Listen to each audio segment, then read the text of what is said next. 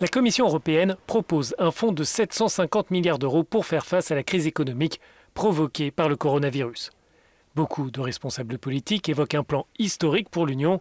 Pour la première fois, il est question d'une mutualisation de la dette entre les États membres. Cette crise est la troisième en une décennie. Il était nécessaire de fournir une autre réponse plutôt que de répéter les solutions précédentes pour la crise financière et la crise des réfugiés. Je pense que cette décision est semblable aux propos de Mario Draghi, qui se disait prêt à tout faire pour sauver l'euro et qui a changé la politique monétaire. C'est un tournant. Il est très important de mettre correctement ce plan en œuvre. C'est maintenant une difficile négociation qui commence. Le plan doit être approuvé à l'unanimité par les États membres. Or, 4 pays, surnommés les 4 frugaux, sont très réservés.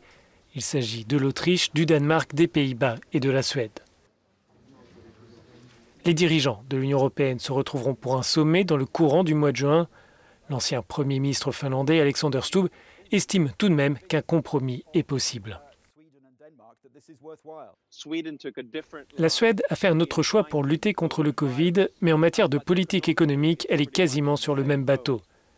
Je comprends d'où ils partent, mais au bout du compte, nous sommes liés. Ce qui se passe en Italie, ce qui se passe en Espagne va avoir des répercussions à la fois au Danemark et en Suède, et je pense qu'à la fin, ils suivront le wagon. Après un éventuel accord entre les États membres, ce sera au tour du Parlement européen de se prononcer, mais il faudra du temps entre la décision politique et sa réalisation financière. L'objectif est l'entrée en vigueur de cet instrument d'ici le mois de janvier.